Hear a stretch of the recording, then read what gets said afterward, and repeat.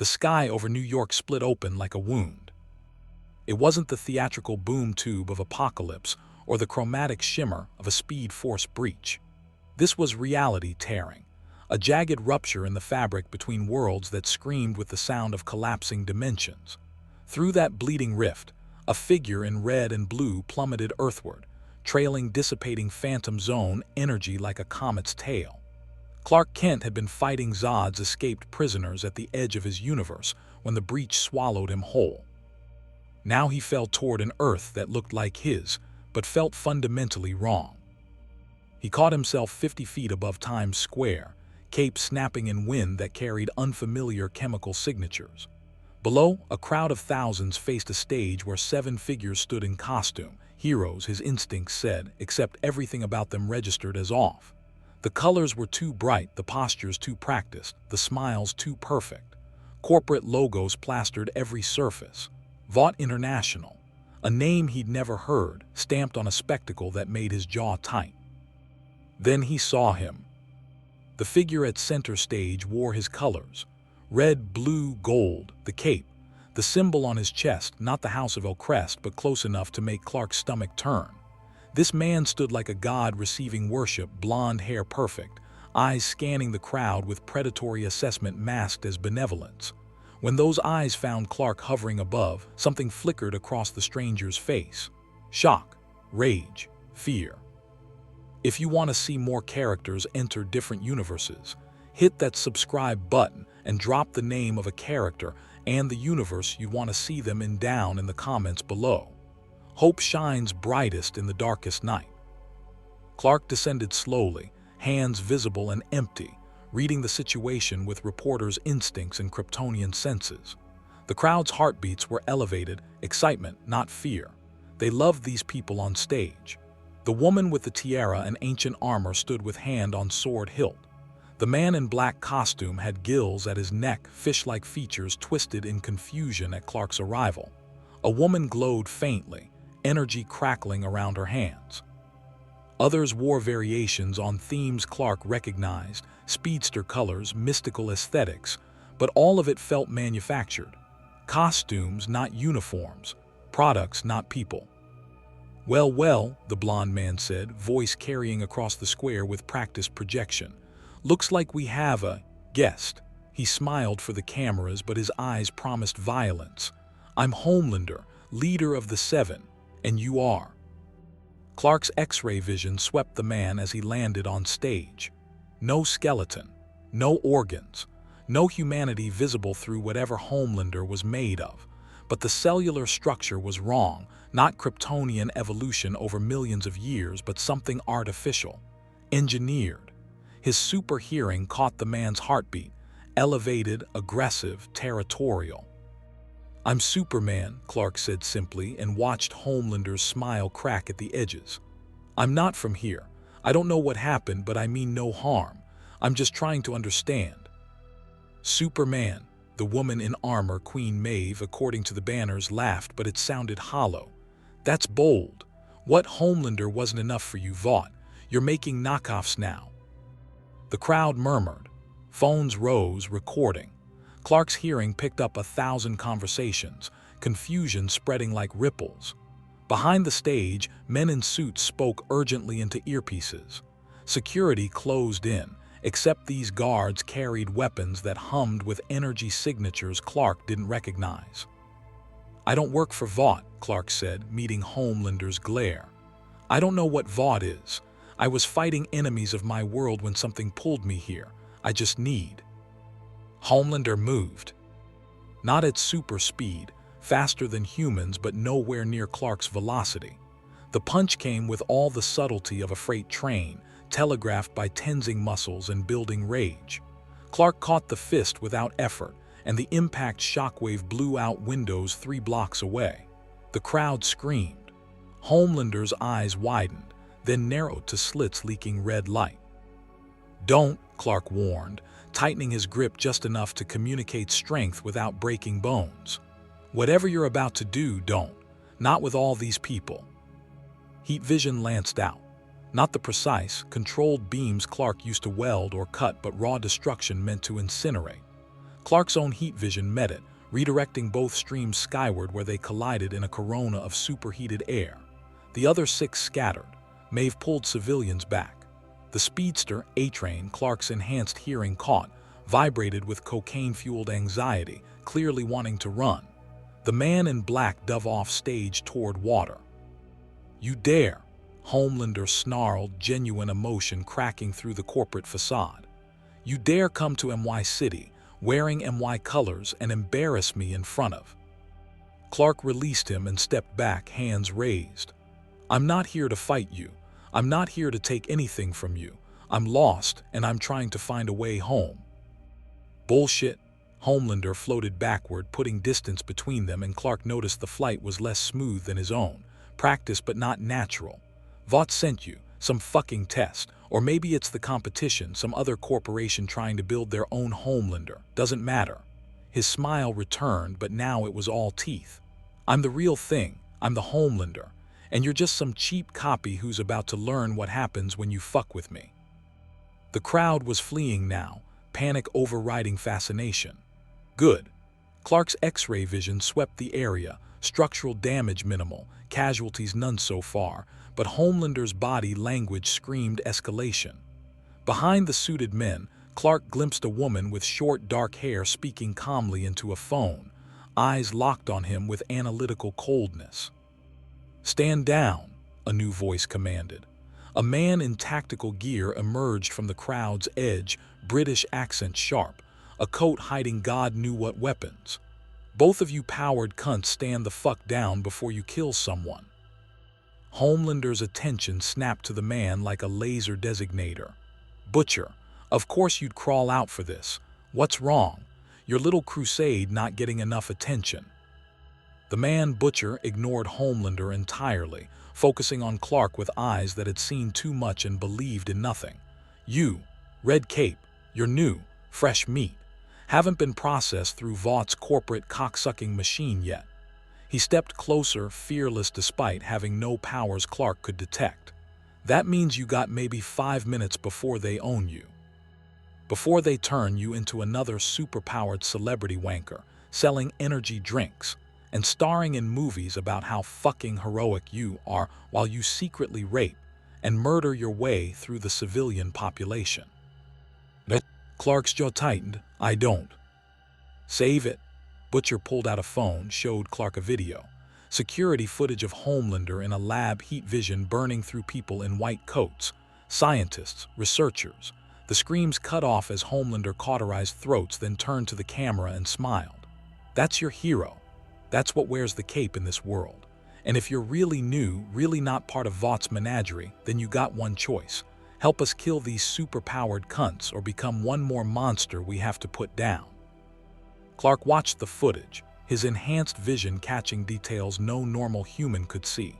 The terror in those dying faces, the casual cruelty in Homelander's expression. The date stamped 3 weeks ago. His stomach turned, but something else caught his attention. The way everyone on that stage behind him had gone very still. The way Maeve's face showed no surprise, only resignation. The way the woman in the suit was already gesturing, damage control mobilizing. "Clark," he said quietly, meeting Butcher's eyes. "My name is Clark Kent, and I'm a reporter." Butcher's expression shifted. "Fuck me, a reporter," he laughed, sharp and bitter. "In this world, reporters who dig into Vought end up dead or discredited.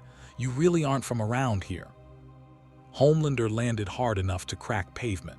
"Enough, I don't care who you are or where you're from. This is MY City, my world, and I won't have some alien fuck-up stealing my thunder." His voice dropped to something ugly and raw. "So here's what happens. You leave, right now. Fly back through whatever dimensional anus you fell out of. Or I start killing people until you do.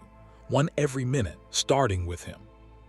The heat vision focused on Butcher, who didn't flinch. Clark moved between them, faster than Homelander's eyes could track, and the beam splashed harmlessly against his chest. "No one dies. Not today, not because of me." He met Homelander's gaze and saw something he'd seen before in Metropolis, in Lex Luthor's eyes when the man's plans failed. Absolute narcissism meeting immovable obstacle. "I don't want your city. I don't want your spotlight, but I won't let you hurt people." "Won't let me?" Homelander's laugh was hysteria wrapped in bravado.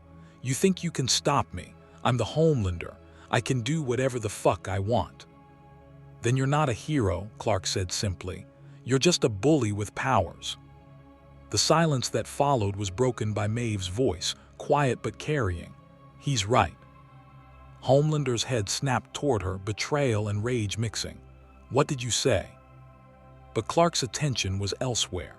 His super hearing had caught something, multiple heartbeats in a van 3 blocks away, elevated with adrenaline and fear. Weapons being loaded, heavy caliber, and beneath it all a whispered conversation. "Target acquired. The new one. Unknown capabilities. Proceed with caution. Vought wants him alive if possible, dead if necessary." This world, Clark realized with dawning horror, treated people like him as products to be controlled or eliminated. Homelander wasn't an aberration. He was the result.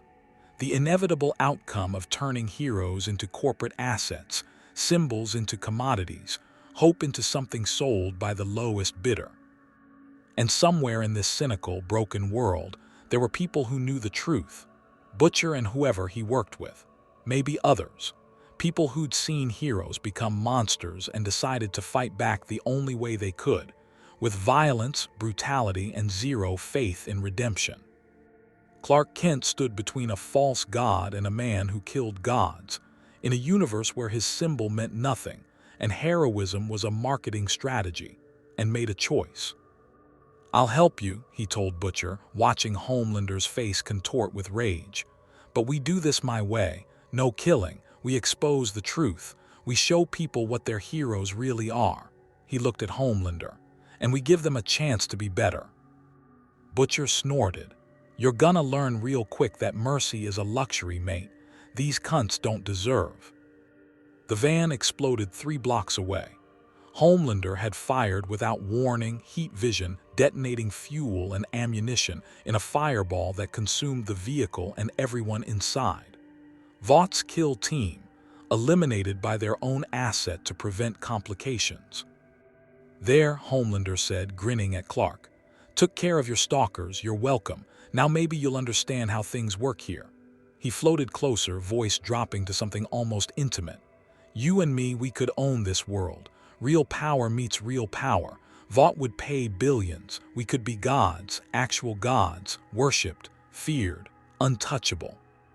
Clark looked at the burning van, at the bodies that would never go home, at the man who'd killed them without hesitation or remorse. He thought about Metropolis, about Jonathan Kent teaching him that power without responsibility was tyranny, about every choice that had made him Superman instead of something else. "No," Clark said, "we couldn't." Clark's first night in this new Earth was spent in the ruins of a Brooklyn warehouse, listening to William Butcher explain how heroism had died and been replaced with market-tested brand optimization.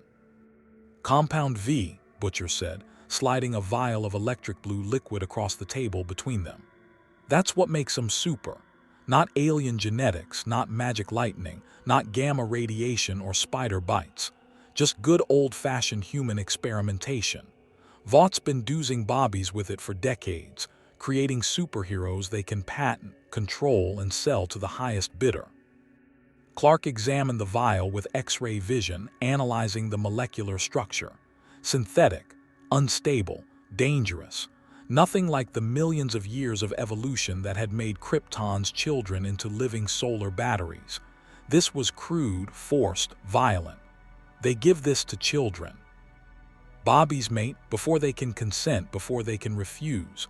Vought creates the heroes, raises them in facilities, trains them to perform. Butcher lit a cigarette, smoke curling in the dim light.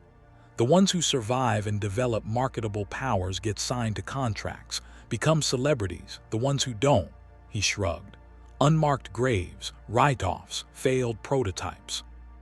Around the table sat the boys, Butcher's crew of soup hunters. Mother's milk, a man built like a tank with eyes that tracked every exit. Frenchie, who'd been examining Clark's cape material with scientific fascination. Kimiko, silent and deadly, watching Clark with the wariness of someone who'd been hurt by powerful men before. And Huey, the youngest, who kept staring at Clark like he couldn't decide if he was looking at salvation or another monster in disguise.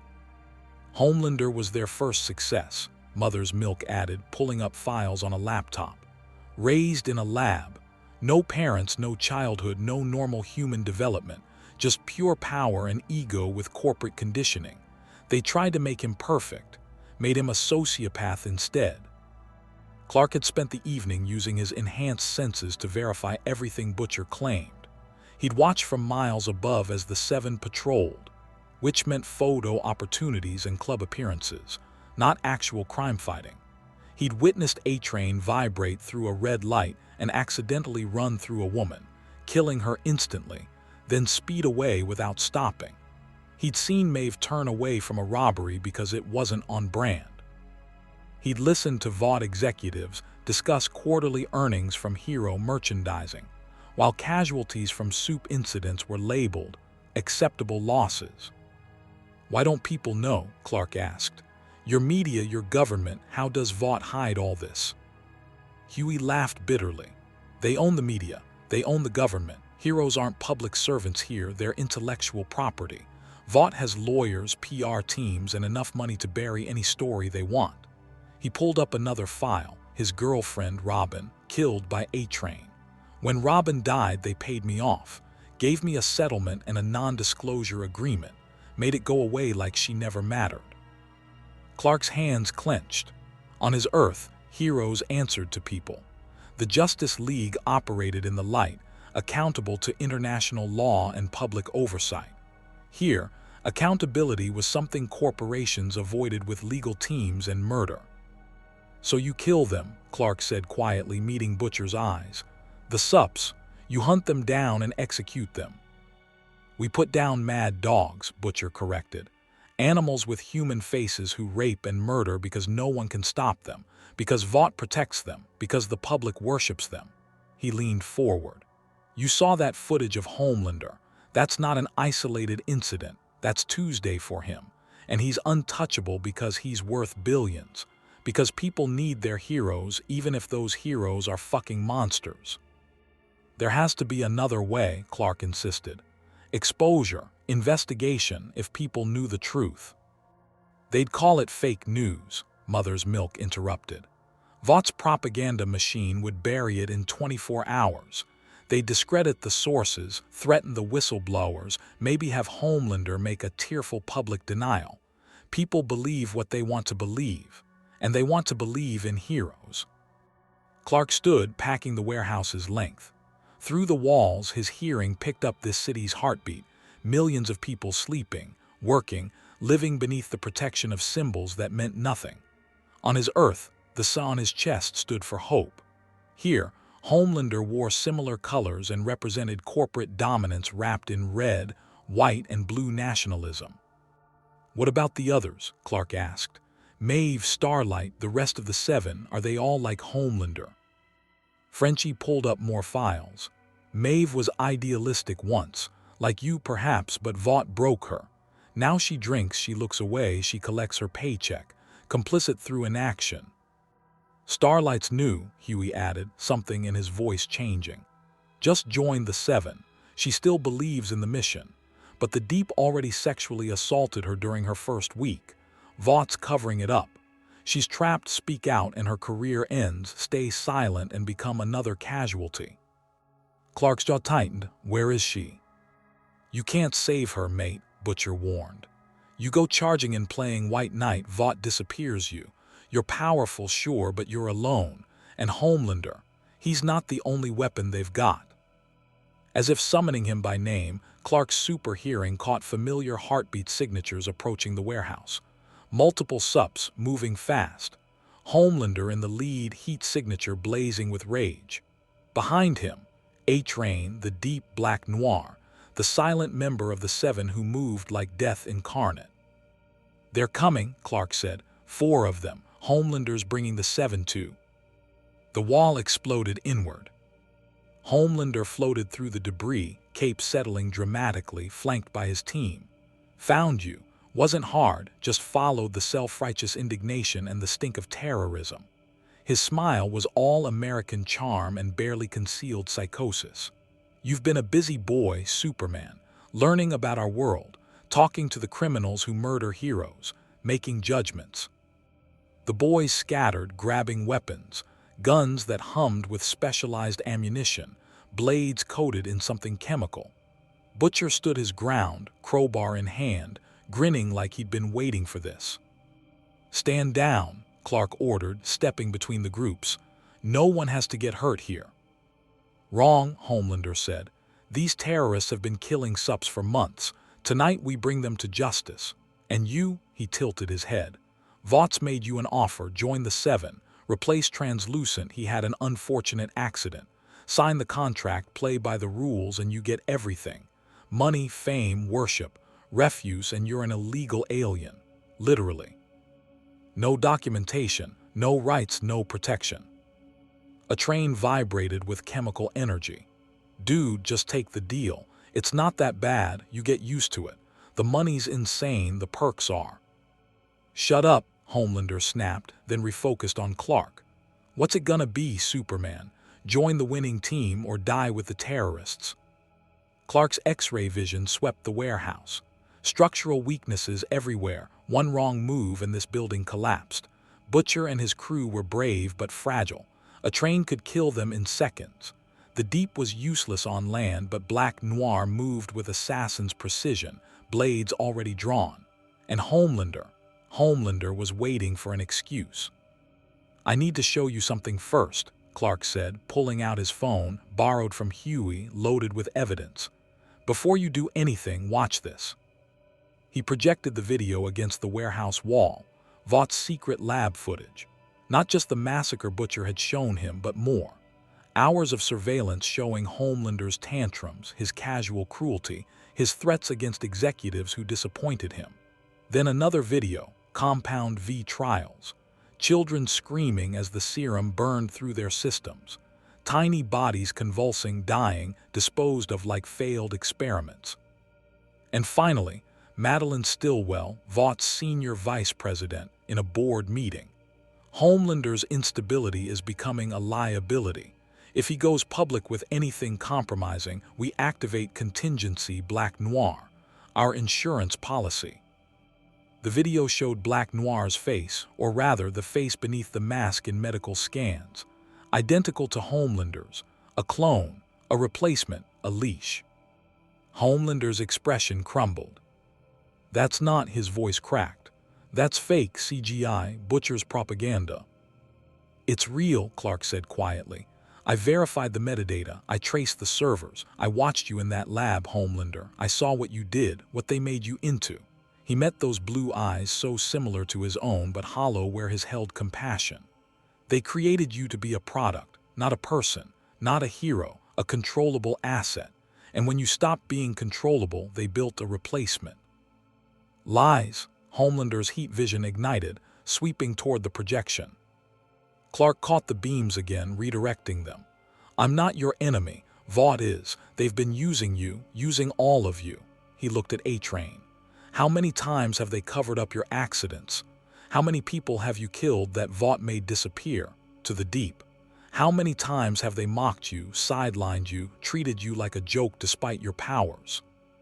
Black Noir said nothing, but his stance shifted microscopically.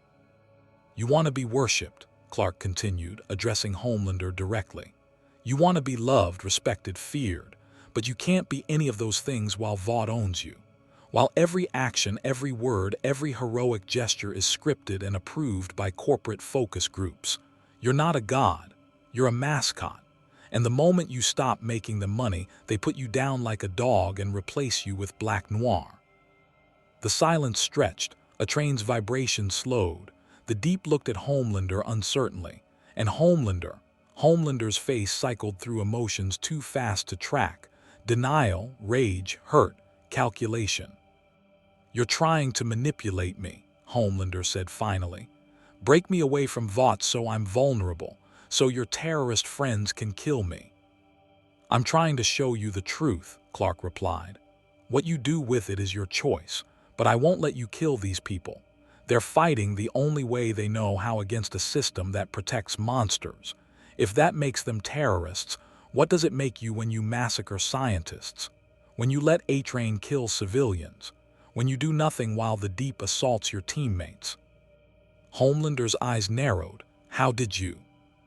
I can hear everything, Clark said.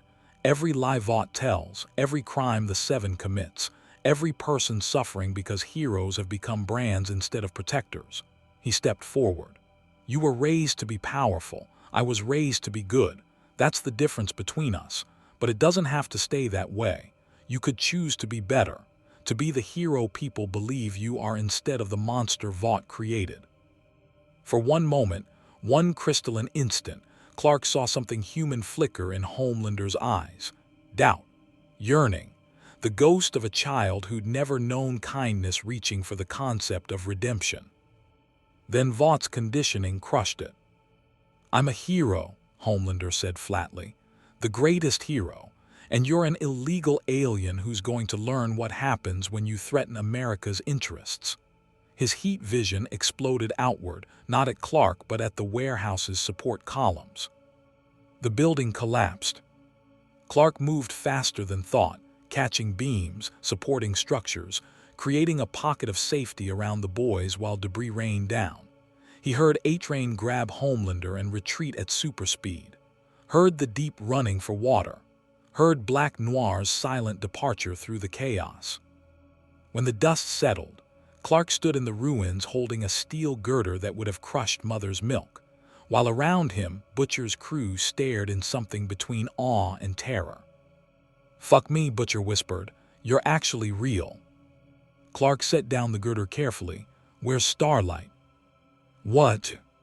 "The new member of the Seven, the one who still believes. Where is she?" Clark's expression was set. "Because if Homelander's going to war, he'll use her.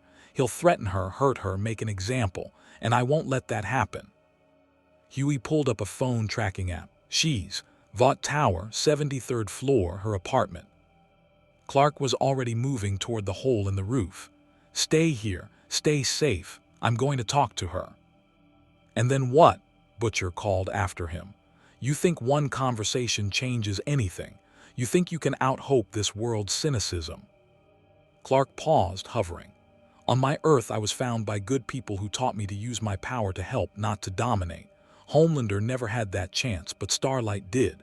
She had parents who loved her, a community that raised her right. She's proof that even in this world, real heroism can exist." He met Butcher's eyes. "So yes, I think one conversation can change everything, because that's how it always starts. One person choosing to be better, then another, then another. Until the whole world remembers what heroes are supposed to be." He shot into the night sky, leaving the boys in the rubble, and Butcher lit another cigarette with hands that almost trembled. "Huey," Butcher said quietly, "get Mallory on the phone. Tell her we might have found the weapon we need, a real one, not to kill Homelander." He smiled, sharp and dangerous, "but to replace him." Above the city, Clark flew toward Vought Tower, where a young woman named Annie January was learning that her childhood dreams had been lies, unaware that a symbol from another universe was coming to remind her why she'd believed in the first place. And in a penthouse suite at the tower's peak, Homelander watched Superman's approach on security monitors and felt something he'd never experienced before. Fear that he wasn't the strongest anymore, and rage that someone might be better. Annie January, Starlight to the 70 million Instagram followers, who consumed every carefully curated post, sat on her Vought-provided apartment floor with mascara running and cape discarded, watching her childhood die in real time on her phone. The footage was everywhere. Superman, that's what people were calling him, confronting Homelander at the rally. The warehouse explosion. Shaky cell phone videos of two figures in red and blue circling each other above Manhattan like gods preparing for war. And underneath it all, the questions. Who was he? Where did he come from? Why did Homelander look terrified? Her phone buzzed. Ashley, her Vought-assigned handler. "Do not comment, ON Superman. Do not engage. Official statement coming. Stay in your apartment. Another text, this one from Huey, the guy from the park, the one whose girlfriend A-Train had killed, the one whose eyes held the same disillusionment she was beginning to feel. He's real. Superman, he's actually real. Not like them. You need to meet him. Annie was about to respond when her apartment's floor-to-ceiling window reflected movement behind her. She spun, light powers igniting instinctively to find a man floating outside the 73rd floor. Not threatening, not posing, just hovering there with hands visible, cape moving in wind that shouldn't exist at this height, waiting for permission. The sun on his chest caught the city lights, and Annie felt something crack in her chest, not fear but recognition. This was what the symbol was supposed to mean. She opened the window. "Annie January," Clark said, voice gentle despite the power that radiated from him. "I'm sorry to intrude. I'm Clark Kent. I'm Superman," she finished, stepping back to let him enter. "Everyone's calling you Superman. Vought's saying you're a publicity stunt gone wrong, a corporate spy. Homelander says you're a terrorist." Her powers dimmed as she studied him, using the gifts her mother had called blessings from God to read his body language. No deception. No threat, just concern. "What are you really?" Clark settled on the floor across from her, not on the couch, not imposing his presence but matching her level. Equal. "I'm someone who was raised to believe that power is a responsibility, not a privilege. That heroes protect people, they don't exploit them. And I'm someone who spent the last 24 hours learning that in this world, everything I was taught is treated as naive fantasy." Annie laughed, bitter and broken. "Join the club. I was raised in Iowa believing God gave me these powers to help people, to be a light in darkness. Christian superhero, saving lives, making a difference." She gestured at her apartment, luxury, emptiness, cage. "Then I got to the 7 and discovered helping people is secondary to brand management. That saving lives only matters if the cameras are rolling. That the deep thinks sexual assault is an initiation rite in Homelander." She trailed off. "I know," Clark said quietly. "I've seen what he is, what this world has made him." "Then why are you here?" Annie's voice hardened. "Everyone wants something. Vought wants me complicit. The Deep wanted my silence. Homelander wants obedience. What do you want from me?" Clark met her eyes. "I want to know if you still believe in heroism, in using power to help instead of to control, because I've met people in this world, good people, who have been hurt so badly by false heroes that they've lost all faith. They think the only way to stop monsters is to become monsters, and I can't accept that. I won't." He leaned forward slightly. "You joined the 7 believing you could make a difference. Were you wrong?" The question hit like a physical blow. Annie felt tears burning again, but these were different, not grief, but fury. "I don't know anymore. Every day I see things I'm told to ignore. Crimes I'm ordered not to stop. People suffering while we pose for promotional photos. And when I tried to speak up about the Deep, about what he did, Ashley told me I'd be blacklisted, destroyed. That no one would believe me over a beloved hero." "I believe you," Clark said simply. "And I can prove what he did, what all of them have done. I can hear conversations from miles away, see through walls, remember every word with perfect clarity. I've spent a day gathering evidence that would bury Vought and expose the 7 for what they really are." He paused. "But releasing it would destroy everything. The public's faith in heroes, the illusion of safety, people's need to believe in something greater than themselves. It would create chaos, maybe riots. Definitely lawsuits and criminal charges. Vought would activate every contingency, eliminate every witness, burn everything to protect their brand." Annie's heart raced. "So you're not going to do it, you're just going to let them keep." "I'm asking you," Clark interrupted gently, "what the right thing to do is, because I'm not from this world. I don't know these people, their history, their breaking points, but you do. You're one of them. You've lived here, believed here, been betrayed here. If we expose the truth, do we save this world or shatter it beyond repair?" The weight of the question settled on Annie's shoulders like her discarded cape.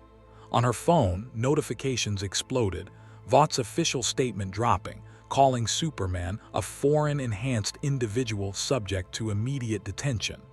Homelander's tweet: false heroes will face true justice. Homelander protects the Seven strong. There's someone you should meet, Annie said finally. His name is Huey. His girlfriend Robin was killed by A-Train running through her because he was high on compound V. Vought paid him off to stay quiet. But he didn't stay quiet. He found people who fight back. Clark nodded. I've met them. Billy Butcher and his crew. They want to kill every soup in existence because they can't see any other way. Can you blame them? Annie asked. When the heroes are the villains and there's no Justice League coming to save the day. There could be, Clark said, a real one, heroes who actually answer to the people they protect, who operate in the light, accept accountability, refuse to compromise their principles for profit. He stood, offering her his hand. But it starts with one person choosing to be better, then another, until there are enough of us to stand against the corruption. Annie looked at his hand, strong enough to crush steel, gentle enough to help her up, and felt something ignite in her chest. Not her light powers, but something deeper. Hope. Real hope, not the manufactured kind Vought sold. She took his hand. The window exploded inward. Homelander crashed through in a shower of glass, heat vision already firing. Clark shoved Annie aside, catching the beams on his chest, redirecting them into the ceiling. Homelander followed with a haymaker that would have pulverized concrete. Clark caught it, and the shockwave blew out every window on the floor. You don't get to have her, Homelander screamed, all pretense of sanity gone. She's mine, the Seven are mine, this world is mine, and you're just some fucking refugee who doesn't belong here. They grappled, crashing through walls, super strength against super strength. Annie scrambled back, powering up, but they were moving too fast, through her apartment into the hallway, up through the ceiling into the floor above. Vought employees scattered, screaming. Alarms blared. Clark tried to control the fight to minimize damage, but Homelander fought like a rabid animal, no technique, all rage and desperation. Heat vision carved through support beams. Punches demolished load-bearing walls. They shot through the tower's roof into open sky, and Manhattan watched God's war above them. You think you're better than me? Homelander grabbed Clark's cape, swinging him toward a skyscraper. Clark twisted mid-flight, feet catching the building's side, running up its length to redirect momentum. You think your Boy Scout act means anything? I've seen the footage from your world. You've got a fortress of solitude filled with weapons. You fought other Kryptonians who tried to conquer Earth. Don't pretend you're so different. Clark launched himself back, tackling Homelander away from populated areas, out over the harbor. The difference is I chose to be better than my power allows. You chose to be exactly as terrible as yours permits. They hit the water at supersonic speed, the impact tsunami eeing outward. Beneath the surface, Homelander's eyes blazed red, heat vision boiling the harbor around them. Clark grabbed him, flying them both deeper, away from ships and piers, into the crushing pressure of the harbor floor. I was made in a lab, Homelander's voice carried even underwater, amplified by rage. Raised by scientists who ran tests instead of reading bedtime stories. Every friend I had was an employee. Every success was measured in profit margins. And you got adopted by farmers who loved you.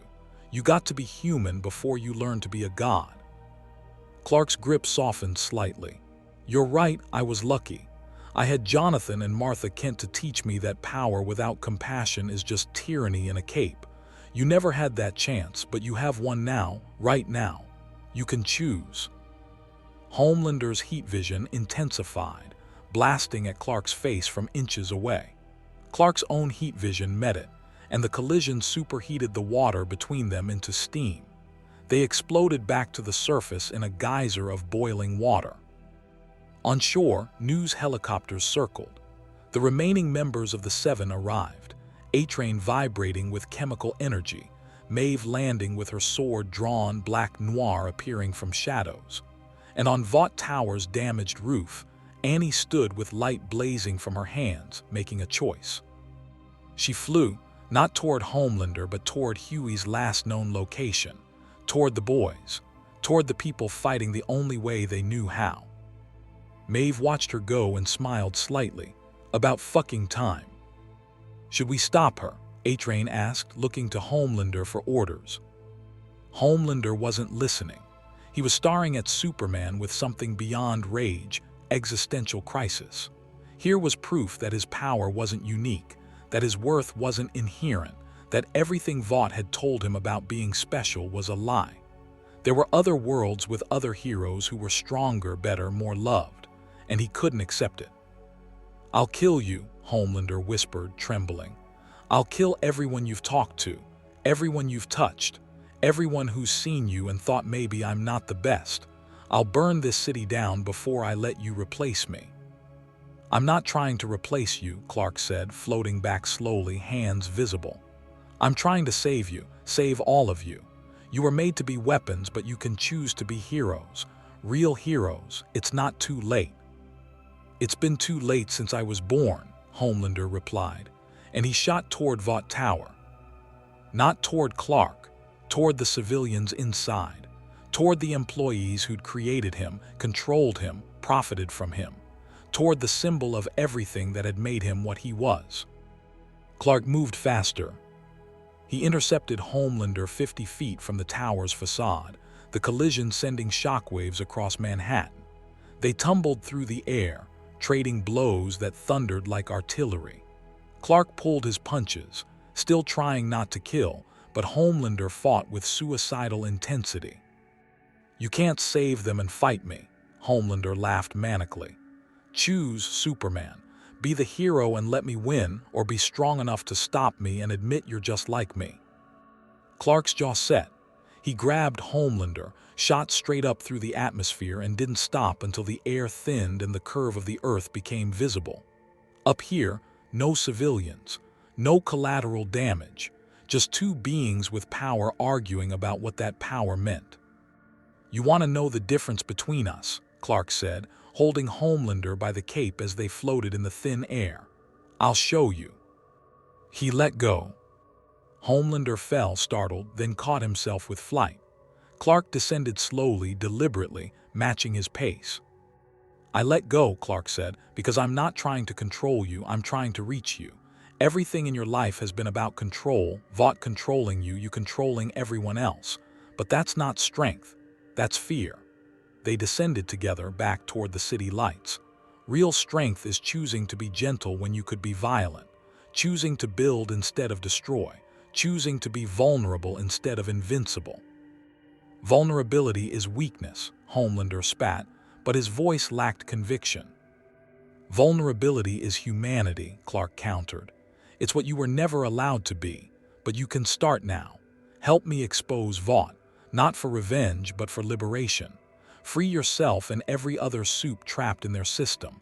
Show the world what heroes actually look like."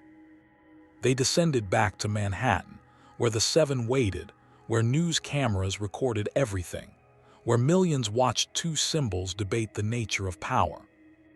Homelander looked at the cameras, at the city, at Clark, at the choice crystallizing before him.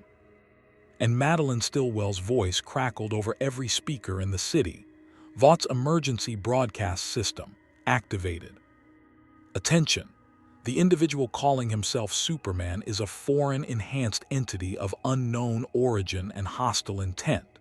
By executive authority granted under the Enhanced Individual Threat Response Act, Vought International is authorized to neutralize this threat by any means necessary. All civilians evacuate the area. All 7 members, you are weapons-free." On rooftops around Manhattan, panels slid open. Military-grade weapons emerged, rail guns, energy cannons, missiles designed to kill gods. And in a facility beneath Vought Tower, Black Noir received new orders through his earpiece. "Eliminate both targets." The contingency plan was active. Vought would rather destroy Homelander and Superman both than lose control of the narrative. And somewhere in Brooklyn, Billy Butcher loaded specialized rounds into his gun. Annie January powered up her light. and Huey Campbell realized that the war for his world's soul was about to become very, very bloody. The first missile screamed toward Clark with the sound of tearing atmosphere. He caught it mid-flight, crushed the warhead before it could detonate, and hurled the wreckage into the harbor. 3 more followed from different rooftops, and Clark realized with cold certainty that Vought had been preparing for this scenario, contingencies for if their superhuman assets ever went rogue. The weapons tracking him weren't designed to capture. They were designed to kill. Homelander dodged a missile aimed at him, heat vision destroying it in midair. "What the fuck, Madeline?" he screamed toward Vought Tower. "I'm on your side." "Not anymore," Clark said grimly, his X-ray vision sweeping the city. 12 weapon platforms, 47 armed personnel, and in the tower's sub-basement something worse, a massive energy signature building, unstable and growing. "They're cutting their losses. Both of us are liabilities now." A train vibrated toward them at super speed, but stumbled mid-charge, the compound V in his system finally catching up to him. He collapsed on a rooftop, clutching his chest, heart giving out from years of chemical abuse and Vaught's refusal to address it because he was profitable. Maeve landed beside him, checked his pulse, and her expression hardened. "He's dying," she called out. "A-Train's having a heart attack and Vaught's still shooting." Clark moved to help, but a rail gun round caught him in the shoulder, not penetrating his invulnerability, but the kinetic force was enough to stagger him. These weapons were powerful, military-grade, and designed to punch through superhuman durability. Another barrage followed, forcing Clark to shield civilians below as debris rained down. "Black Noir now," Stillwell's voice commanded through the speakers. The silent assassin emerged from the shadows behind Homelander, blades coated with something that gleamed wrong in the city lights. Not ordinary steel, Clark's enhanced vision caught the molecular structure. Refined zinc, trace amounts of compound V, designed specifically to penetrate Homelander's invulnerability. The clone is attacking his original. Homelander spun, catching Noir's wrist inches from his throat. You're my fucking replacement." He saw his own face beneath the mask in that moment, not identical but close enough. The truth Black Noir had been hiding. Vaught's insurance policy takes form. They grappled, identical strength against identical strength, while the city burned around them. Clark tried to intervene, but the weapons platforms focused their fire on him, Vaught's tactical AI recognizing him as the greater threat. Energy beams carved through buildings. Missiles bracketed his position, and in the chaos he heard it, the sub-basement weapon powering up fully. A low hum is building to critical mass. His super hearing caught Stillwell's voice in the command center. "Activate Project Supernova. Acceptable casualties, 50,000. Priority, eliminate both threats." 50,000. Half of Lower Manhattan. Vought was willing to vaporize their own city to maintain control of the narrative, to ensure no one questioned their authority over superhumans ever again. Clark shot toward Vought Tower. He crashed through 70 floors of steel and concrete in 3 seconds, following the energy signature down, into subterranean levels that shouldn't exist. Reinforced bunkers, laboratories, and at the center, a bomb casing 12 feet tall, filled with weaponized compound V set to detonate in a chain reaction that would kill everything superhuman in a 2-mile radius and irradiate the survivors. "I'm sorry," Clark whispered to the city above and plunged his hands into the device. The energy flooded into him, wrong, burning, corrosive. Compound V was designed for human physiology, not Kryptonian. It attacked his cells like acid, trying to rewrite his DNA, failing, tearing itself apart in the process. Clark gritted his teeth and absorbed it anyway, channeling the energy into his own body as a living battery, bleeding it off as heat vision aimed safely upward through the shaft he'd created. The device powered down. The bomb was neutralized. But Clark collapsed, compound V poisoning burning through his system. His invulnerability held, but his enhanced senses overloaded, hearing every scream in the city, seeing through too many walls, feeling every impact of the weapons still firing above. He forced himself to stand, to fly, to keep moving because people still needed him. He emerged from the tower to find Manhattan transformed into a war zone. Homelander and Black Noir had taken their fight to Times Square, leveling buildings with every collision. Maeve had abandoned Vaught's orders entirely, using her sword to destroy the weapon platforms targeting civilians, and descending from the sky in a Vought helicopter. Queen Maeve's replacement, a fresh superhuman drafted from the company's reserves, eager to prove herself by killing the traitors. Then the boys arrived. Butcher's crew drove a reinforced van through the blockade, weapons hot, and started targeting the Vought security forces. Not the superhumans, the handlers, the executives, the people giving orders. Huey manned a rifle with shaking hands, firing at armed guards who'd been shooting into crowds. Mother's Milk coordinated with Frenchie to hack the weapons platforms, turning them against Vaught's own forces. And Starlight, Annie January, hero name abandoned, flew above them with light blazing, protecting the boys from aerial assault and providing cover. "You're supposed to be one of us," the replacement hero screamed at her, firing energy blasts. "I'm supposed to be a hero," Annie shouted back, her light intensifying. "That means protecting people, not corporations." Her blast sent the woman spinning into the harbor. Clark landed beside Butcher's position, still bleeding off compound V radiation as heat shimmer. "The bomb's neutralized, but Vought has more contingencies. We need to end this," Butcher interrupted, pulling out a detonator. "I've got charges on every floor of that tower. Bring it down, bury Stillwell and every executive who made this happen. Kill the head, the body dies." "There are still people inside," Clark said. "Employees, civilians, security guards who are just doing their jobs." "Complicit," Butcher snarled. "Every one of them knew what Vought was and took the paycheck anyway. You want to save them, save the millions they've been exploiting."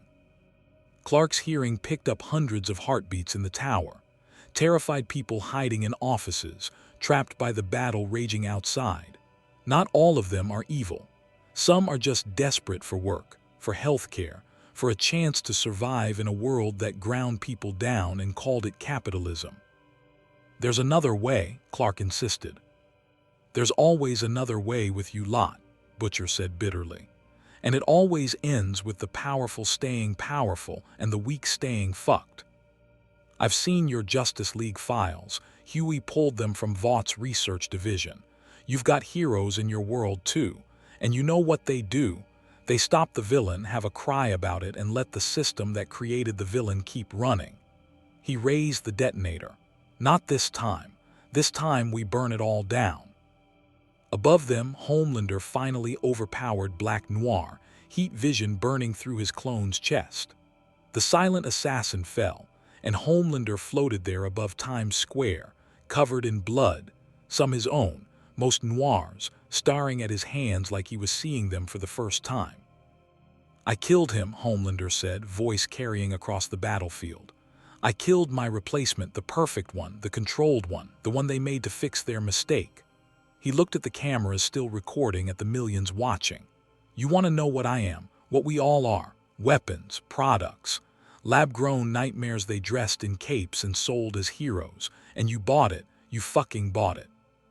He landed on Vought Tower's damaged roof, pulled Madeline Stillwell out of the command center by her throat, and held her over the edge. "Tell them," Homelander commanded. "Tell them what Compound V is, what you did to us, what we really are." Stillwell choked, terrified, and Clark saw the calculation in her eyes. Even now, even facing death, she was planning the spin, the narrative, the way to turn this into Homelander's villainy and Vaught's victimhood. "We saved you," she gasped. "Gave you powers, made you special, heroes. Without us, you'd be nothing." Homelander's grip tightened.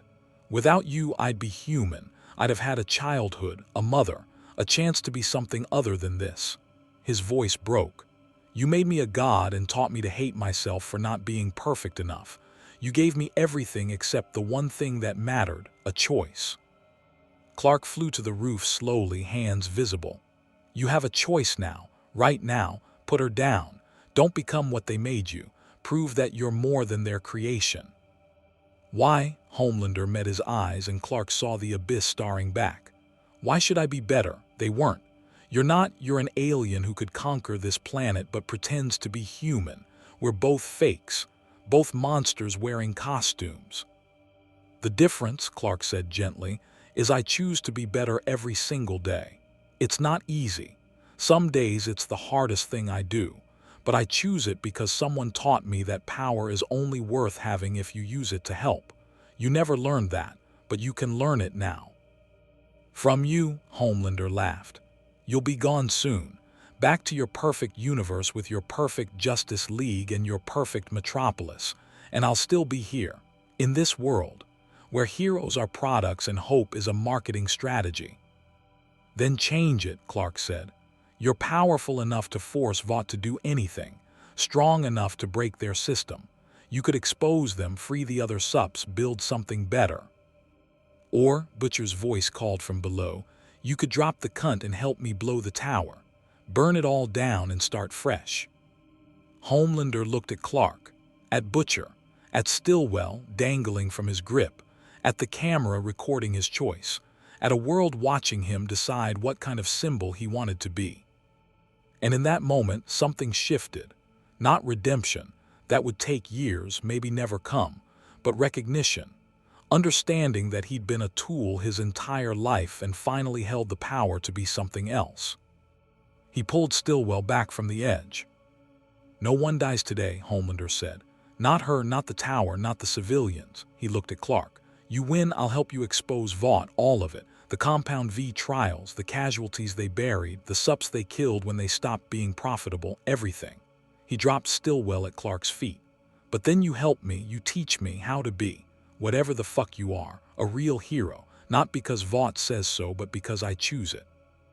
Clark felt something release in his chest, hope, real and fragile. Deal. Butcher lowered the detonator slowly, rage and disappointment warring on his face. You're making a mistake. He'll turn. They always turn. Maybe, Clark acknowledged, but everyone deserves a chance to be better than they were, even him. Homelander looked at his hands again, weapons that had killed hundreds, tools that had been used by Vought for profit and control. I don't know how to be good. Neither did I, Clark said. I had to learn, we'll learn together. The battle ended not with explosion or dramatic confrontation, but with choice. Homelander is surrendering to accountability. Maeve is abandoning Vought publicly. Annie is joining the boys permanently. And across Manhattan, people watching their heroes revealed as flawed, human, struggling, but choosing to try. Vaught's stock plummeted. Executives were arrested. Compound V's existence became public knowledge, triggering congressional hearings and international investigations. The superhero industry collapsed overnight, and in its ashes, something new could grow. But the cost was high. A train died on that rooftop, heart giving out, another casualty of Vaught's greed. Black Noir was gone. Dozens of civilians had perished in the crossfire. The tower stood damaged, a monument to corporate corruption finally exposed. And Clark, poisoned by Compound V but healing slowly under the sun, stood with Homelander on the roof as dawn broke over Manhattan. What now? Homelander asked. Everyone knows what I am, what I've done. How do I come back from that? One day at a time, Clark said. You help rebuild. You use your power to protect, not to control. You accept consequences for your actions and work to make amends. It won't be easy. People will hate you, fear you, demand punishment. Sounds terrible. It's called accountability, Clark smiled slightly. Welcome to actual heroism. Below, the boys and the remaining 7 stood together.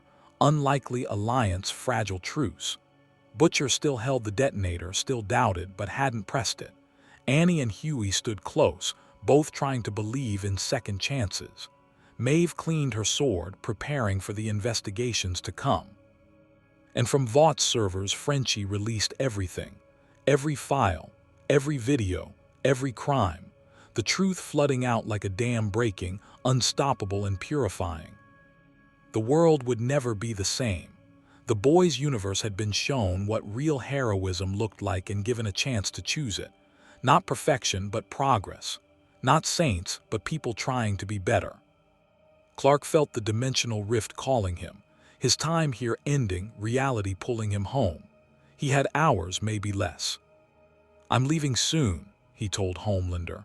"The breach that brought me here is closing. But before I go, I'll teach you everything I can, starting with the most important lesson my father taught me." "What's that?" Clark looked at the sunrise, at the city damaged but healing, at people who'd lost faith learning to hope again. That being a hero isn't about being powerful. It's about being good, even when it's hard, especially when it's hard. Homelander nodded slowly. "I'll try. I'll probably fail, but I'll try." That's all anyone can ask. And as the sun rose over New York, two figures in red and blue stood together. One from a universe where heroism thrived, one from a universe where it had died, both believing that maybe, just maybe, symbols could mean something true again. Clark spent his final hours in the boys' universe doing what he'd always done best, helping people rebuild. He flew through Manhattan with Homelander at his side, not fighting crime or posing for cameras, but repairing the damage their battle had caused. They lifted fallen debris, reinforced damaged structures, pulled survivors from rubble with hands that had nearly destroyed the city, now working to save it. Homelander moved awkwardly at first, unused to labor without an audience, but Clark could see something changing in the man's eyes each time they saved someone, recognition that power could build instead of dominate. "This is boring," Homelander muttered after the third hour, concrete dust covering his suit. "No one's even recording, no press, no credit." "That's the point," Clark replied, using heat vision to weld a support beam. "Heroism isn't a performance. It's a choice you make when no one's watching because it's the right thing to do." He handed Homelander a collapsed section of wall. "Besides, they're recording. They're always recording now. But you're not doing this for them. You're doing it because these people need help and you can provide it." Below them, the boys coordinated with emergency services, Butcher's combat experience translating into efficient disaster management. Huey guided civilians to safety, while Annie, she'd asked people to stop calling her Starlight, said she wanted to earn the name back, used her light to illuminate trapped victims for rescue. Maeve worked alongside Frenchie, her Amazonian strength moving rubble while he assessed structural integrity with engineer's precision. The city was different now. Vought Tower stood empty, executives arrested or fled, its logo being stripped away by workers who'd lost faith in corporate heroism. News helicopters circled, but the coverage had shifted from worship to accountability. Reporters asked hard questions. Survivors demanded answers. And across America, people gathered compound V samples hidden in medicine cabinets, brought them forward, exposed Vaught's decades of illegal human experimentation. "What happens after you leave?" Homelander asked, landing beside Clark on a construction site. "When I don't have you to tell me what's right? When the voices start again? The ones that say I should just laser everyone who looks at me wrong, take what I want, rule instead of serve?" Clark set down the girder he'd been carrying. "You'll have help. Maeve's agreed to keep you accountable. Annie will watch for signs you're slipping. Butcher," he smiled slightly. "Butcher will kill you if you go too far. That's his form of love." "Comforting," Homelander said dryly, but there was something almost human in his expression. Vulnerability, maybe. Fear of failure. "I don't know if I can do this. Be this. Every instinct Vought programmed into me says take, dominate, destroy. Being gentle feels like weakness." "It is weakness," Clark agreed, and Homelander looked at him sharply. "Real weakness. Deliberate weakness. Choosing to be vulnerable when you could be invincible. That's what makes it heroism instead of tyranny. Anyone can dominate. It takes real strength to serve." The dimensional rift's pull intensified. Clark could feel reality tugging at him, his universe calling him home. The breach that had torn open during his battle with Phantom Zone criminals was healing, and when it closed, he'd be pulled back whether he was ready or not. Hours had become minutes. "There's one more thing I need to show you," Clark said. "Come on." They flew to Vaught's research facility in New Jersey. The one Butcher's crew had identified where Compound V trials on children continued. The place was abandoned now. Scientists fled, security gone. But inside, in reinforced cells, dozens of children remained. Test subjects, failures, powers too unstable or unmarketable for Vought to exploit, too dangerous to release, too expensive to keep treating humanely. Clark tore the doors open. Homelander followed and stopped dead at what they found. Children, teenagers, some with visible mutations, extra limbs, crystalline skin, eyes that glowed wrong. Others looked normal but cowered at their approach, conditioned to expect pain from anyone powerful. 63 souls that Vought had created, experimented on, and abandoned like failed prototypes. "Jesus Christ," Homelander whispered, and for the first time Clark heard genuine horror in his voice. "They're still doing it. Even after everything came out, they were still." "This is what we are to them," Clark said quietly. "Resources, property, things to be created and controlled and disposed of when we stop being profitable." He knelt beside a girl no older than 8 whose hands sparked with unstable electricity. "But we can choose to be different, to protect instead of exploit, to save the ones who come after us." Homelander stood frozen, staring at children who could have been him, would have been him if his powers had been less marketable, if his appearance had been less perfect, if any variable in his creation had gone differently. "What do we do with them?" "We find them homes," Clark said. "Real homes, with people who will help them learn to control their powers, to live as normally as possible. Some might never be able to, their mutations are too severe, their abilities too dangerous. Those ones need facilities, but humane ones. Medical care, therapy, dignity." He stood, meeting Homelander's eyes. "This is your responsibility now. These children and the thousands like them across the world that Vought created. You're going to make sure every single one is found, protected, given a chance." That's impossible, I can't." "You're the most powerful being on this planet," Clark interrupted. "You absolutely can. It won't be glorious. It won't make you popular. The public will be terrified of superpowered children living in their communities. Politicians will demand they be locked up or eliminated. Vaught's remaining allies will fight you every step, but it's the right thing to do." He placed a hand on Homelander's shoulder. "This is how you earn redemption. Not through one dramatic sacrifice, but through decades of unglamorous work protecting the people no one else will." Homelander looked at the children, broken, scared, abandoned, and something cracked in his expression. Not the performative emotion he'd used for cameras, but real grief. For them. For himself. For everyone Vought had destroyed in pursuit of profit. "I'll do it," he said hoarsely. "I don't know how, but I'll figure it out. I'll make sure they're safe, all of them." Clark smiled. "That's the most heroic thing I've heard you say." They spent the next hour evacuating the facility, flying children to emergency services, coordinating with social workers and medical teams. Annie arrived to help, her light soothing terrified kids. Maeve used her fame, what remained of it, to pressure hospitals into accepting them. Even Butcher showed up, gruffly organizing transportation while pretending he didn't care. "This is a fucking nightmare," Butcher muttered, watching a boy whose skin was transparent reveal his organs. "These kids are weapons waiting to go off." "They're children waiting to be helped," Clark corrected. "And they deserve the chance to be more than what Vought made them." "You really believe that, don't you?" Butcher studied him. "That everyone can be saved, everyone deserves redemption, even Homelander." "Everyone deserves the chance to try," Clark said.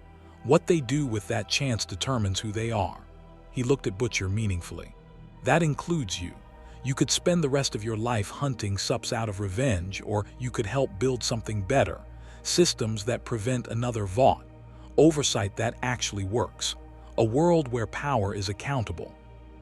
Butcher lit a cigarette with shaking hands.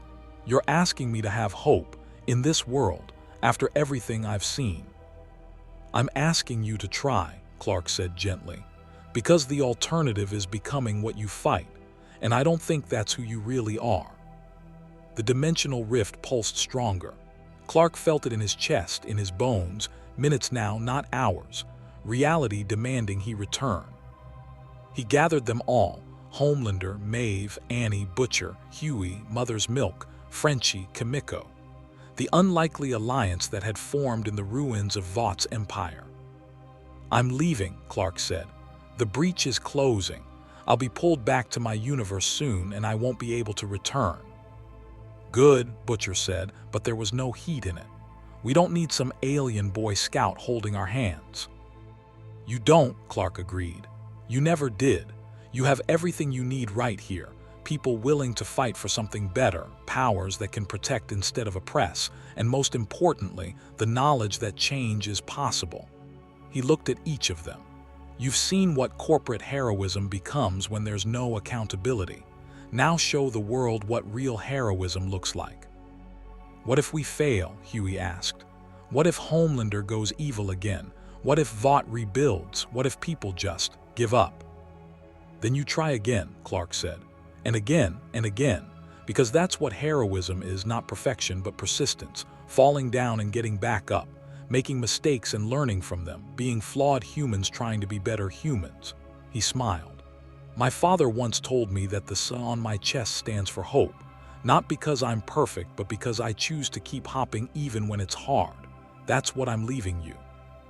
Not solutions, but the reminder that hope is a choice, and you can choose it every day. The rift opened above them, reality tearing, light spilling through, pulling at Clark with irresistible force. He felt Phantom Zone energy dissipating, the criminals he'd been fighting already drawn back to their prison dimension. His universe was reclaiming him. Homelander stepped forward. Wait, I need to know, would your Justice League have accepted me? After everything I've done, if I showed up in your world asking for help, would they have given me a chance? Clark looked at him, at the monster Vought had created, at the man choosing to be better, at the symbol that could mean hope or horror depending on the choices made in the days ahead. Batman would have a contingency plan to kill you. Wonder Woman would test you in combat. Flash would try to be your friend. And Superman, I would have done exactly what I did here, given you a chance, because everyone deserves that, even you. Homelander nodded, something like peace settling over his features. Thank you for showing me I could be something else. The rift pulled harder. Clark rose off the ground, cape streaming toward the breach. Remember, heroism isn't about being powerful, it's about being good, even when it costs you everything, especially then. Clark, Annie called up. What do we tell people when they ask about you, about what happened here? Clark smiled as reality began pulling him through. Tell them the truth, that a hero from another universe showed you what heroism should look like, and then show them yourselves. Be the heroes this world needs, flawed, struggling, human, but trying, always trying. The breach swallowed him, reality folding, dimensions collapsing. Clark had one last glimpse of the boy's universe, Homelander flying toward another rescue, Annie's light blazing as she helped civilians, Maeve standing tall without corporate sponsorship, Butcher lowering his weapons and considering a different path, and across America, people questioning what they'd been sold and demanding something true. Then he was through. Clark emerged in his own universe mid-flight, the Phantom Zone criminals he'd been fighting already contained by the Justice League. Batman stood on a Gotham rooftop analyzing data. Wonder Woman soared above the Messira. Flash protected Central City. The world he knew, where heroism was imperfect but aspirational, where symbols meant something because heroes tried to live up to them. Superman, Batman's voice crackled over comms. You disappeared mid-battle, dimensional anomaly. Where did you go? Clark looked back at the space where the rift had been. Now sealed, two universes separated again. But somewhere out there in a darker reality, people were learning to hope again. Learning that heroes could be more than products, that symbols could inspire instead of exploit, that even in the deepest cynicism, light could persist. "I went somewhere that needed to remember what hope looks like," Clark said, "and I think they're going to be okay." He flew home to Metropolis, where Lois was waiting with questions and coffee, to a world where heroism was the default, not the exception. But he carried something back with him, the reminder that his symbol only meant something because he chose to make it meaningful. That every day he woke up and decided to be Superman instead of something else was a choice. And in universes where that choice had been corrupted, lost, or sold, the work of reclaiming it was harder but more important. In the boys' universe, Homelander stood on the roof where Superman had departed and whispered to the empty sky, "I'll try. God help me, I'll try." And across that broken world, others whispered the same. Annie, using her light to guide instead of dazzle. Maeve, fighting without corporate sponsorship. Butcher, hunting monsters but remembering mercy. Huey, believing in heroes again. All of them choose daily to be better than they were. The symbol hadn't fixed everything. Years of corruption and trauma couldn't heal overnight. Vought's remaining assets would fight back. Public fear of superhumans would take generations to overcome. Homelander would stumble, probably fall, maybe fail. But they had something they'd never had before, the knowledge that heroism was possible. That power could serve instead of dominating. That even in a universe designed to crush hope, symbols could mean something true if people chose to make them meaningful. Clark Kent, Superman, the Man of Tomorrow, returned to his universe carrying that knowledge too. That his heroism was a choice, renewed daily, never guaranteed. That symbols were only as good as the people who embodied them. And that hope, real hope, not the manufactured kind, was always worth fighting for. In the space between universes, reality settled. Two worlds, forever separated, both a little better for their brief connection. One learning that heroism could exist, the other remembered why it mattered. And somewhere in the quantum foam of the multiverse, the Monitor observed and noted. Universe 2497b, formerly categorized as Hope Absent, now redesignated as Hope Emergent status, monitoring. The change was small, the work ahead was massive, but the first step had been taken. Hope had returned to the boys' universe, and it wore a cape,